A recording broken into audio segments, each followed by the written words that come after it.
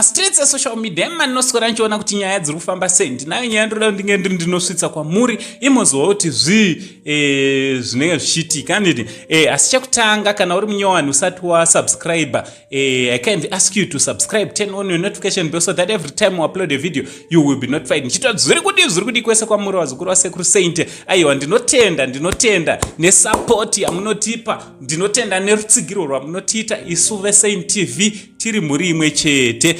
So nyaya ndauya nayo wazukuru inyaya yechikomana icho chinonzi Robert Mugabe Jr. Aditi mukomana uyu anenge ari kunzi ave kujoina nyaya dzemhanza. Hamene kuti munozviona sei ari kunzi ane chimbo chiri kubuda manje chamuri kutonzi gadzirirai kujamba maspika nekuda kwemukomana uyu yani.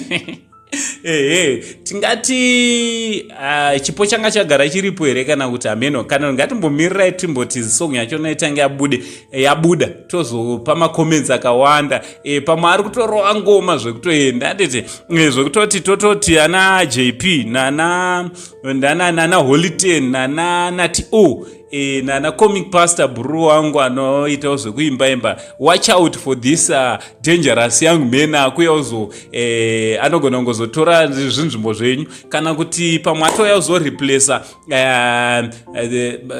our legend anditi our legend iye Soldier Love tichiti may he so continue resting in peace anditi pamwe anogona kungoita zvishamiso akatorova zvekutorwa replacement anditi mwana wa former president of the Republic of Zimbabwe Robert Gabriel Mugabe ndiye akupinda munyaya dzemangoma. Ayo inyaya dzatinoita ngoona mastreets social media toya tozokuzivisai what to expect zvingangoitika zvamungangotora nzvimbo.